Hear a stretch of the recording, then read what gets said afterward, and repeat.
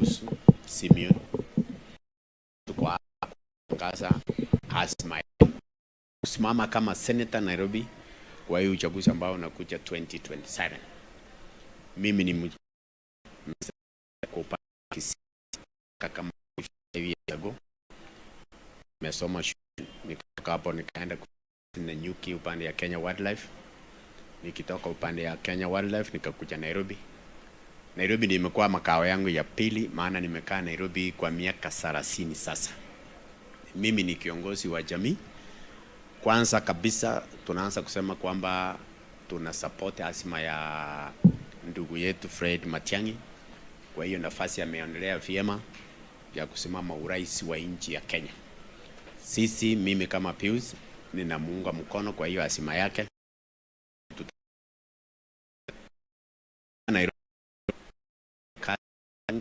Kama mimi ni mzazi, mimi ni grandfather. 2013, 2012 the movement ya kuunganisha jamii yetu ya Wakisii wale wanaishi Nairobi. Tukazungumzia hao wote kwa Nairobi County. Vile mnajua Nairobi County has got 85 wards. Tukaanza movement ilikuwa inaitwa Mwanyagitinge. Hiyo movement ilitupatia matokeo, tukapata viongozi kama MCS wenye wa elected kwa county. Walikuwa 5 in number na Mheshimiwa Simba Arati, who is His Excellency now the governor of Kisii County, one of the MPs elected in. Mimi nimekuwa kwa shughuli ya kuemphasize na community kuwafundisha maneno moja, maneno ya kufanya kazi moja. So far 12 to date we manage groups, help group kama 3 to now. Kuna CPOs, 2 women groups, young mothers, tuko na single mothers. All these groups are all scattered all of Nairobi County, na tumekuwa hapo na hiyo ujuzi ya kusema kwamba we are ready to serve the Nairobians in the same capacity as leaders of the community. But I'm going to sit in Nairobi County. We are going to serve every Nairobian in the equal measures, because we know the challenges the Nairobians are facing, we know the problems, we know how people are struggling. All Kenyans of all walks who are living in Nairobi, the way they have been struggling, and we want to tell them here categorically that we know all 5 wards in Nairobi challenges, we know what they go through every day. So as for me, for my candidature, my priorities will be 3. Will be prioritizing from the health perspective. We have issues with health. We have problems in health sector. Some of the hospitals in Nairobi are level 2, level 3, level 4, and that is where you get that most of the traffic is. I will be mobilizing the county government and the national government for the exclusive service delivery to the people of Nairobi. I'm not coming on a tribal basis. I'm just vying as a leader in Nairobi who has been in leadership since 2012, 2013 to date. We know where all this the east seeing drainage problems with is polluted. You get these people sick, children. It is doing a good job it needs to do, because we could their request on most of the damage. So my emphasis will be working on health. Our role is just to oversight, but the lobbying has to be done in a different level. What I'm bringing different to the leadership of Nairobi, what I'm not bringing is the link between the elected and their leaders. Most of the time you get that to access leaders who have been elected by the electorate, it becomes a problem. But what I'm bringing is the community, the elected, next to the door of the leaders. Why I'll be one of the leaders who will be mobilizing our people, who will be mobilizing for resources, working together in units so that the service delivery is given. Nairobi is working in Nairobi so that at least we know that the service delivery to the last person who is living in the county has got maybe a playing field for services or it is many matters we have officers, we have people who have gone. We want to create a link. We get them, talk to them, we net. A person as you see, but bringing on is the experience that I've gained for the 23 years I've been in banking. And as you know, in banking, you must be an honest person. When you are doing anything in banking, you must be a smart person. I was going to school also.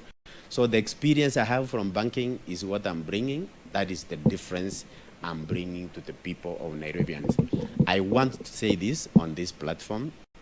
That going forward, I will be traversing Nairobi County, all the 85 wards and the 17 to meet my people. Yes, that I've not been able to go because so far I've done a lot in Nairobi County. For the 31 years I've lived, I have the experience. I know, even when the floods come, I know where flooding is taking place.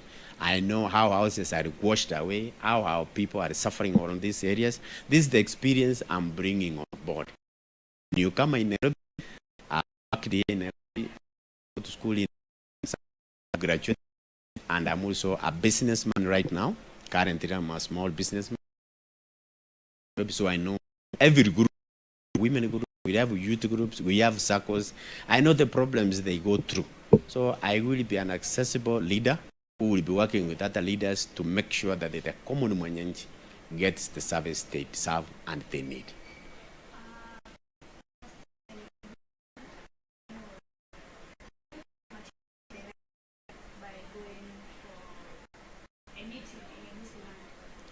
Matiang'i did a good thing as a Kenyan. He has all the rights. He has all the rights. He can contest. He can do, like me, I can contest my seat because the constitution allows that any Kenyan who is willing can do it. Matiang'i, what he did was just to these people, you have to start from home. You have to talk to your parents first and I agree. Tell them I've got a journey that I'm going because it's everybody. It is not about Matiang'i himself, but as a leader, you have also to show that you have your base. Where are you coming from? Like me, now my second home is in Nairobi. I come from Kisiland, but I'm contesting in Nairobi, not like political party or coming with a tribes card, but I'm coming as a leader. I'm offering myself my candidature to the people of Nairobi, whom we have worked with and whom we live with. We have the same challenges we are experiencing every day. How do we come together? How do we solve them together? And we saw Mr. President leadership when he was mobilizing. And people are saying that Matiang'i said his name to do so. Do you think it was the right thing for people to blame Matiang'i? No, you see, politics is dynamic. You can't blame a candidate.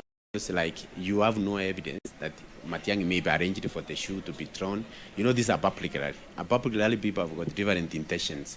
Security was there and everything was there. We condemn that one for whoever did that one because at the head of state, the head of state is a symbol of unity. This is maybe some other boys, some other young boys who are misadvised or who took a very wrong decision, but that, and we should not play on the same because that was what it was supposed to be. And as we go to governance seat, we see Babu Owino and Mr. Sakaja. They want to do you think will get the seat? The decision will be made on the ballot. We can do the campaigns. We can do the campaigns all over every corner of this country, every corner of the county. So the candidates will be chosen by the electorate. And when it comes to the time of saying who is maybe like now we have 2 years and I have 2. We can't know exactly what the electorate will decide. Because like in politics, today you might hear somebody saying going for this seat. Like I'm declaring my candidature today. There are those who will support me. There are those who will not support me. Then it will be a tall order for you to know now if Babu Owino or Honorable Sakaja who will make it. But we will wait and see what will happen on that time. Also, you're saying you want to buy for a senior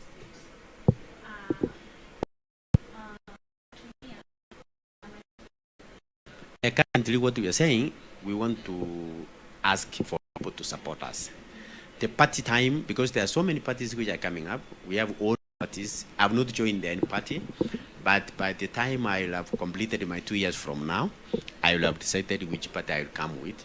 Because you know, in every election circle in Nairobi, in town, in Kenya, every always changes, But look and see which party we can share with the same manifesto when I be releasing my manifesto, and then again when I be releasing my campaign, when I launch my campaign. By the time I'll have settled one or this, and then I'll make it public for people to know which party I stand in for. If I may ask, some of the individuals who may be in a dilemma whereby they do say that Matiang'i is not one of the best choices that they can use, maybe to go in a competition with President William Ruto. What can you say about that? The best candidate is always declared when you have won the votes. Yes. When you are playing football, you have two teams. When they play, you don't the net. For those, that is their rightful opinion. For those who say Matiang'i is not the right candidate, for those who say Matiang'i is the right candidate, this is a competition whereby everybody is allowed to compete, and then we can also watch. What we are is that we have peaceful campaigns across the board. So whoever wants to choose Matiang'i, you choose. Whoever wants to choose the president, whoever, and we will be having more candidates coming in, presidential candidates. So we don't know who will be the best, but best will be declared when the election is held.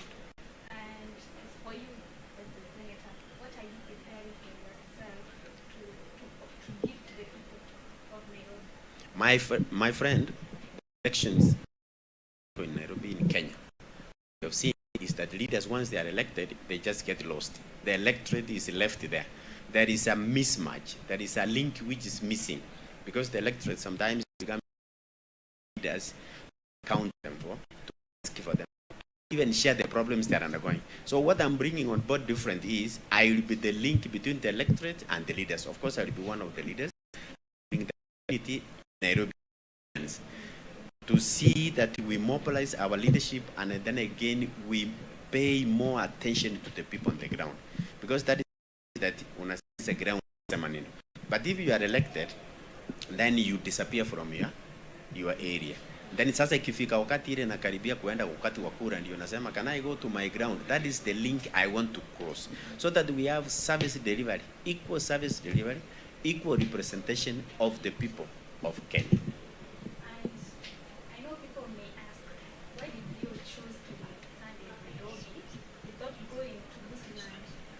As a leader, you don't have to close yourself to where you come from. As a leader, you don't have to start from maybe your small village.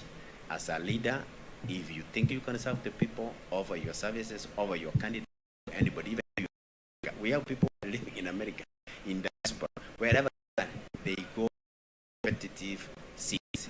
They don't have to come to Kenya and say, maybe I come from Western, I come from Kikuyu land. They ask, they vie for wherever they are, and that's what I'm doing. As a leader, come out, you are ready to serve, and ask the electorate to consider your candidature.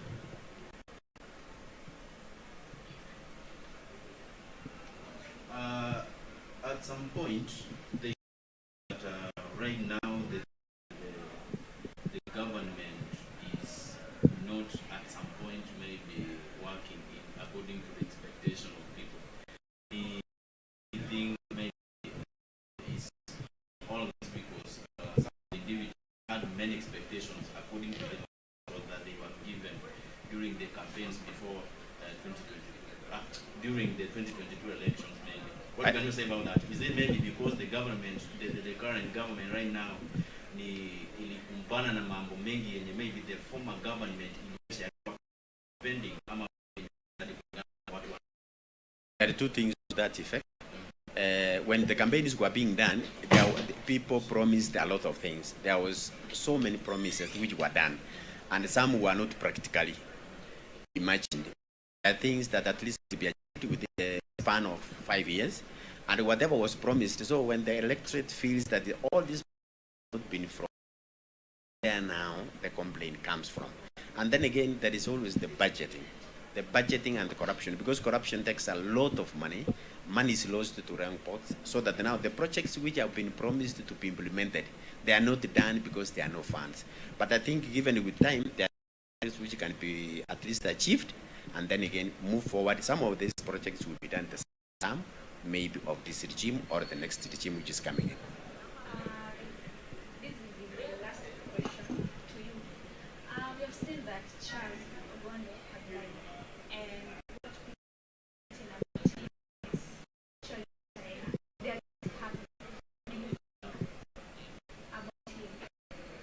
As a member of parliament, as a leader who was elected by the people, and as a human being, nobody is supposed to lose his life or her life at the end of the circumstance unless it's an accident. But if it is unavoidable, if it can be avoided, we don't need to lose anybody. Even if it's a child of 3 days, we don't need to lose a life because this is a life given by God. So for those who are commenting against or whatever, still it doesn't work because we have lost a life. Even if we feel the same right now, we condemn that because of the agencies who are there to deal with such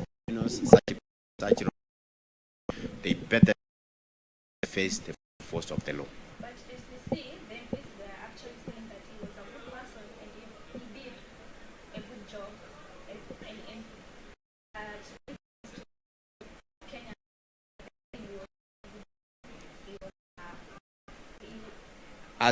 As far as people have got their own opinions, anybody, whether it's you, whether it is me, there is 30% of people who will say you are a good person or you're not a good person.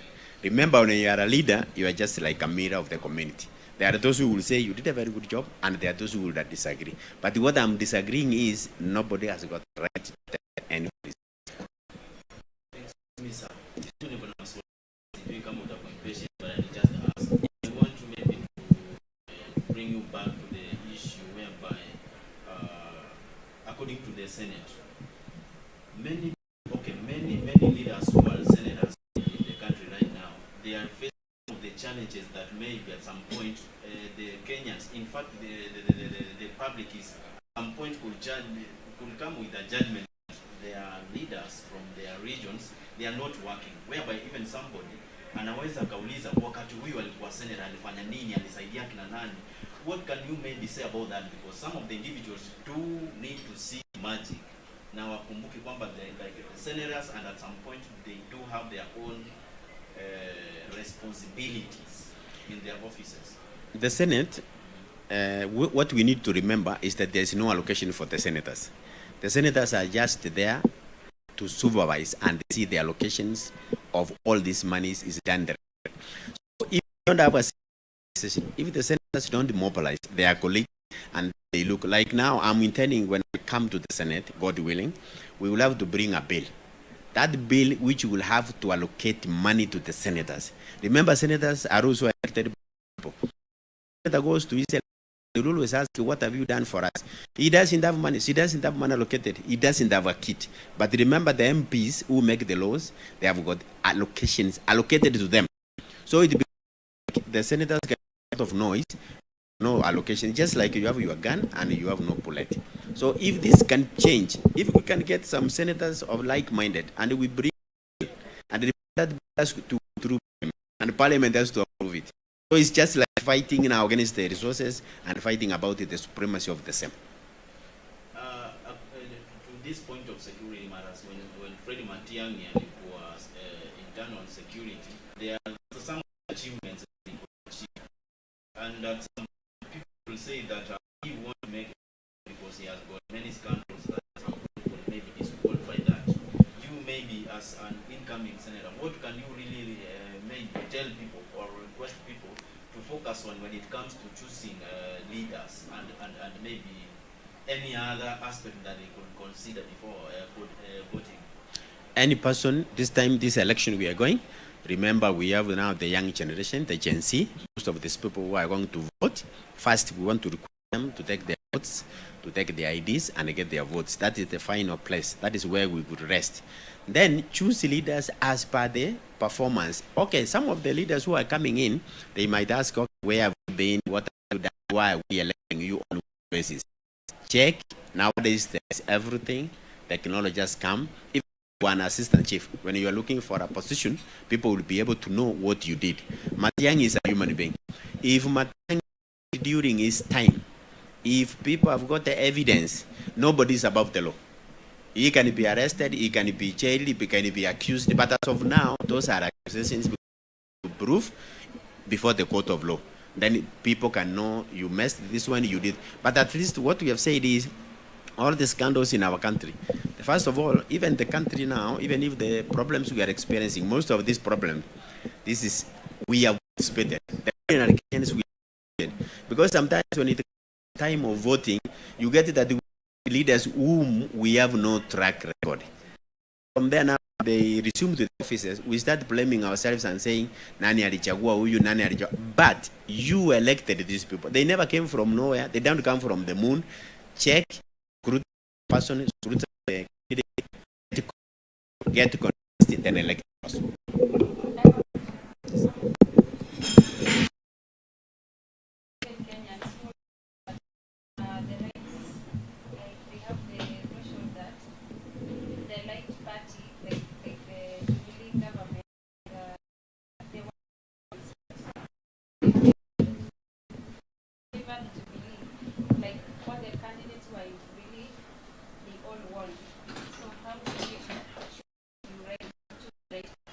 It is because of the movements in Kenya. When every election cycle is done, there is a new thing coming in. So Jubilee came in when they did their mobilization.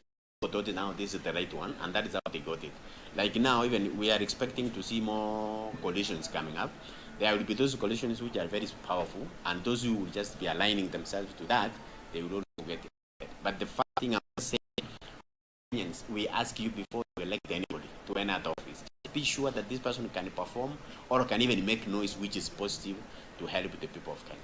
And what do you want to tell the people of Muslim? The people of Westland, we want to tell them thank you so much because tulisaliwa hapo, sisi tunatoka upande ya Kenya, lakini tumekuja Nairobi, tumefanya kazi Nairobi, na we want to have a very peaceful campaign. Hata Matiang'i akisimama akikuwa president, asikuwe president, let us have a peaceful campaign. Na any other candidate coming to your place, according to them the one, because everybody has the right to campaign everywhere, so that at least kama Matiang'i anachukua ni sawa, kama His Excellency anarudi ni sawa, because we want a peaceful country by a leader is elected peaceful platform. And this is finished. What do you want to advise the Gen Z and also the Kenyans of this Kenya, of this republic? We love you. You are educated. You have known everything that you wanted to know. But there are two things you don't know. You need to be guided and you need to be advised. You have the energy and you have the education. Get it right from people who have got experience so that you are guided. This country remains your country. We are the outgoing generation. You are the incoming. You can't be an incoming generation without experience. So the Gen Zs, I want you to have a peaceful campaigns. Support whoever you think carries your vision. But be guided and be advised. That one will help you because like even in a family, your father can be a farmer. You have graduated from a university, but you don't have experience like your father. So respect those who are there, ask them for advice, they will guide you and you will go far because this country needs people young and then at least some of it to live. and the last thing is the people who are coming and also the ones who are in the seat already. Those who are coming, like now the steady opposition in Nairobi, we welcome everybody to come on board. Let them come, we square it equally. We see our candidature, the electorate will check and see who is best for us. And even the Gen Zs who are going for a very serious positions, we welcome them. We will even advise them to washike mkono, to wasaidia, so that at least we mix. Let them not complain that the Gen Zs were nowhere. If you don't come out, nobody will know you. Bring your candidature, let us scrutinize it. Even if you don't have experience, there is some experience we will build, and you will build from, because after graduation, you can't ask somebody to have an experience. He has not been anywhere. So, tupa hiyo miguu, tupa mkono yako, leta kwa uwanja, watu patie nafasi. You will support. So, few is in the system, go to train them, we will be changing the narrative like, this government iko na wazee peke yao. Wazee tuko na experience, yes, but then again, our kids also needs to come in, because future leaders would have to be built today, not tomorrow. There's this mentality whereby young people say that they don't want people who are from the generation of President Kenyatta at some point. What can you maybe enlighten people over this because they do believe that they cannot believe in anybody who can become a leader from those generations. That's why at some point they saw that Matiang'I'S is a little bit different from those people. Look at the elections in the US. Yes. How old is Trump? How old is Trump? And is Trump leading Gen Z's? The generation that kind, did it for in our country is not different. There are those leaders in positions who are mature enough to lead this country. There are those Gen Zs who are mature enough to be given positions in any other department of government, be ministers, be CSs, and do very well. The only thing in our Kenyan politics is that they can get a chance to also exercise their potential. They have a lot of potential, but most of them, they are not given a window where to exercise whatever they know of. And what about those people who believe somebody like just a president? Always you will be associated to somewhere. Yeah. Like me now, they might even say that I'm coming in because Matiang'I'S is coming in from Kisii. Yeah. I'm just saying, I started my ambitions 2012, 2013 onwards up to date. By then Matiang'I'S was nowhere. When Matiang'I'S was a lecturer in the university, I was still in Nairobi. I was still working. So what we can say is you will not be completely disassociated. But if you have the best, come forward.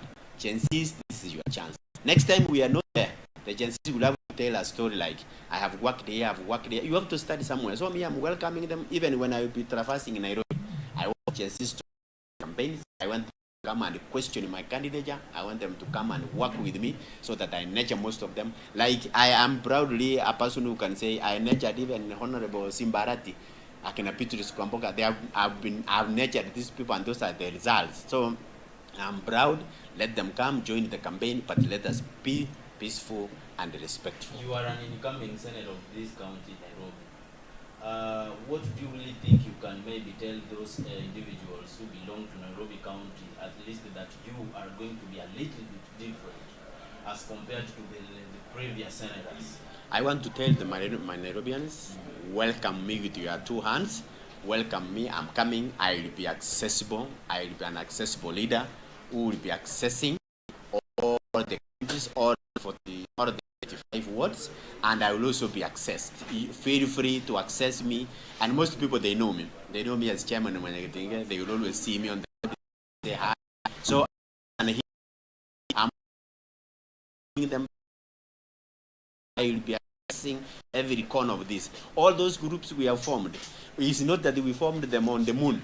We formed them because we are accessing the ground. We are talking about we are talking about. That is how we make them. Because we always advise them that once they are in groups, they can always be assisted very easily, more than when they are working on an individual basis. So what I'm bringing different is equal representation to the Nairobians and accessibility.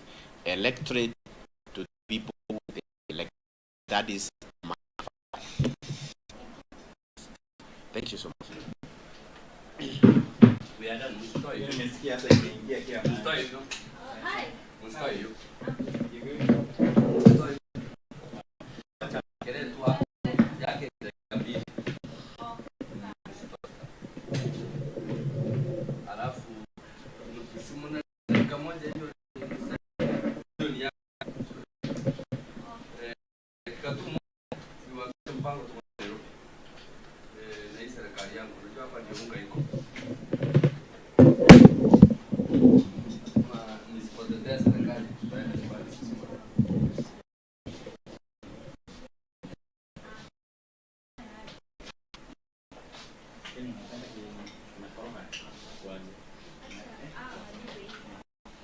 Eke gusiyote na kwan?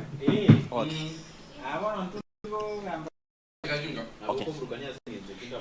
Okay. Yes. Okay.